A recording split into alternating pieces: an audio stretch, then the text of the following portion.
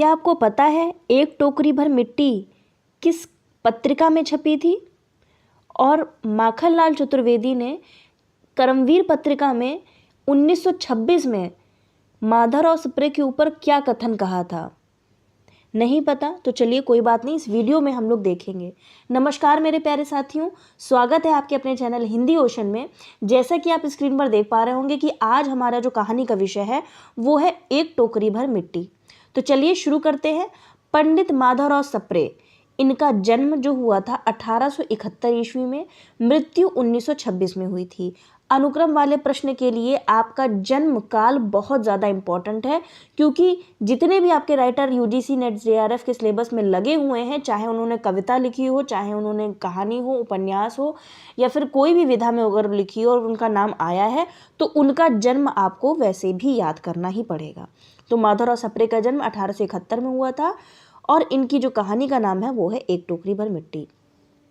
माधवराव सप्रे का एक कहानीकार, एक निबंधकार, समीक्षक, अनुवादक और संपादक के रूप में जाने जाते हैं। उनकी जो मुख्य रचनाएं हैं वो है स्वदेशी आंदोलन और बॉयकॉट, यूरोप के इतिहास से सीखने योग्य बातें, हमारे सामाजिक हास के कुछ कारणों का विचार।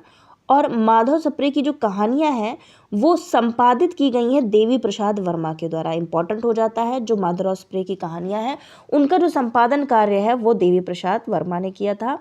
हिंदी केसरी और छत्तीसगढ़ मित्र जैसे पत्रिका का संपादन किया है। किसने? माधवराव सप्रे ने। माधवराव सप्रे के विषय में माखनलाल चतुर्वेदी ने 11 सितंबर 1926 के कर्मवीर में क्या लिखा था?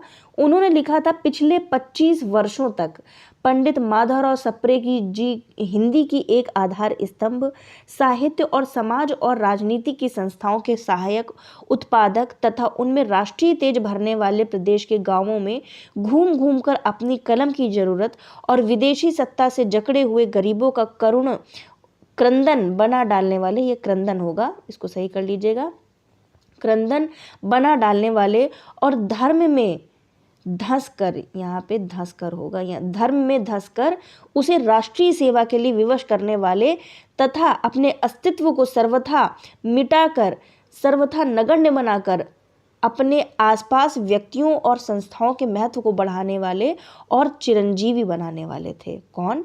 माधवराव सप्रे। ये कथन है माखनलाल चतुर्वेदी का, कर्मवीर में उन्होंने लिखा था। कर्मवीर एक पत्रिका का नाम है। जो माधवराव सप्रे की कहानी है ये छत्तीसगढ़ मित्र में प्रकाशित हुई थी और जो इसका प्रकाशन काल है वो है 1903। जो इसमें मुख्य पात्र हैं वो हैं जमींदार, अनाथ विधवा है और 5 वर्ष की पोती है। तो चलिए देखते हैं, मुख्य बिंदुओं की ओर बढ़ते हैं। सामाजिक अन्याय के विरोध की कहानी कही गई है।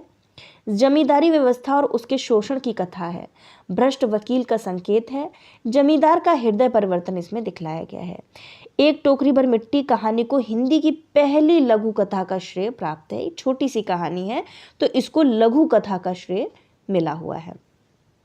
कमलेश्वर एक राइटर है, उन्होंने इस कहानी को हिंदी की पहली कहानी के रूप में मान्यता दी है। किसने? कमलेश्वर ने।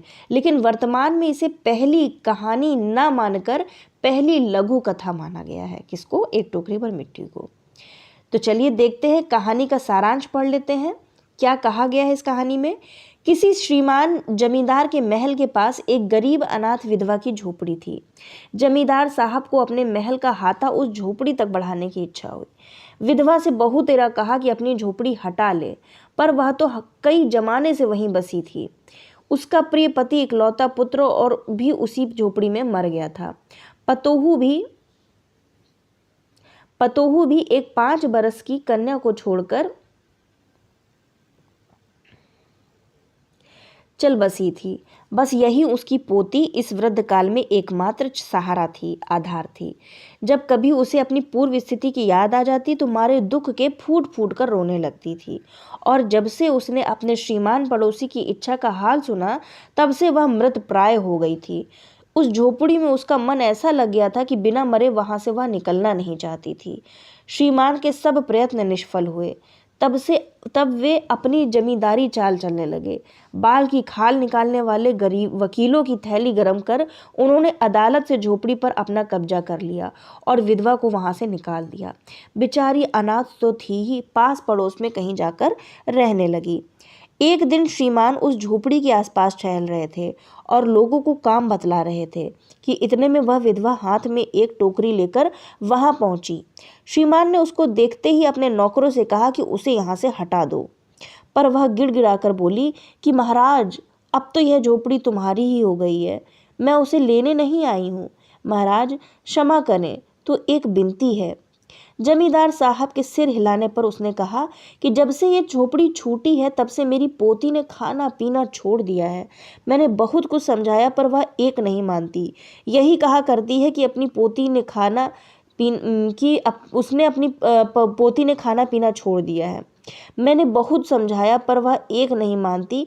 यही कहा करती है कि अपने घर चल, वहीं रोटी खाऊंगी। अब मैंने यह सोचा है कि इस झोपड़ी में से एक टोकरी भर मिट्टी लेकर उसी का चूल्हा बनाकर रोटी पकाऊंगी। इससे भरोसा है कि वह रोटी खाने लगेगी। महाराज कृपा करके आज्ञा दीजिए तो इस टोकरी में मिट्टी ले जाऊं। श्रीमान ने आज्ञा दे दी। विधवा झोपड़ी के भीतर गई। वहां जाते ही उसे पुरानी बातों का स्मरण हुआ और उसकी आंखों में आंसू की धारा बहने लगी। अपने आंतरिक दुख को किसी तरह संभाल कर उसने अपनी टोकरी मिट्टी से भर ली और हाथ से उठाकर बाहर ले आई। फिर हाथ जोड़कर श्रीमान से प्रार्थना करने लगी कि महाराज कृपा करके इस टोकरी को जरा हाथ लगाइए, जिससे कि मैं उसे अपने सिर पर धर सकूं।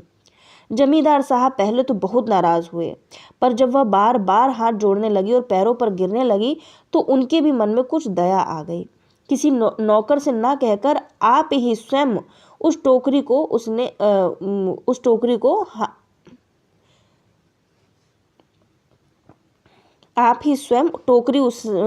आगे बढ़े, टोकरी को उठाने लगे। जो ही टोकरी को हाथ लगाकर ऊपर उठाने लगे त्यों ही देखा कि यह काम उनकी शक्ति के बाहर है। फिर तो उन्होंने अपनी सारी ताकत लगाकर टोकरी को उठाना चाहा, पर जिस स्थान पर टोकरी रखी थी वहां से वह एक हाथ भर ऊंची भी ना हुई। लज्जित होकर कहने लगे कि नहीं, यह टोकरी हमसे ना उठावी जावेगी। यह सुनकर विधवा ने कहा, महाराज नाराज ना हो, आपसे तो एक टोकरी भर मिट्टी नहीं उठाई जाती और इस झोपड़ी में तो हजारों टोकरियां मिट्टी पड़ी हैं, उसका और आप जन्म भर क्यों कर उठा सकेंगे? आप ही इस बात पर विचार कीजिए। जमींदार साहब धन मद से गर्वित हो अपना कर्तव्य भूल गए थे, पर विधवा के उपरोक्त वचन सुनते ही उनकी आंखें खुल गई। कृत कर्म का पश्चाताप कर उन्होंने विधवा से क्षमा मांगी और उसकी झोपड़ी वापस दे दी। तो ये कहानी थी, आपकी लघु कथा थी आपकी माधवराव सप्रे की। पूरा मैंने आपको कहानी पढ़ के एक तरीके से बता दिया, सारांश था ये। और इसमें जो इम्पोर्टेंट पॉइंट्स है, किस पत्रिका में छपी थी, इनका प्रकाशन वर्ष क्या है और इसमें इसके मुख्य पात्र क्या है, और इसका जो इनकी मुख्य रचनाएं हैं उनका भी हमने विवेचन कर लिया और देख लिया कि इनका जन्म कब हुआ था और इनकी मृत्यु कब हुई थी। PDF आपको टेलीग्राम चैनल पर मिल जाएगा। टेलीग्राम चैनल पर अभी तक नहीं जुड़े हैं तो इस वीडियो के डिस्क्रिप्शन बॉक्स में टेलीग्राम का लिंक दिया हुआ है। एक सिंगल क्लिक के माध्यम से आप जुड़कर टेलीग्राम पर जुड़ सकते हैं और PDF का लाभ उठा सकते हैं। मिलते हैं अगले वीडियो के साथ में, और कमेंट करके जरूर बताइएगा कि आपको ये कहानी कैसी लगी, और आपका कोई सुझाव हो, कोई प्रश्न हो, कोई सलाह हो तो आप सादर आमंत्रित हैं। वीडियो में बने रहने के लिए आप सभी का प्रेम पूर्वक धन्यवाद।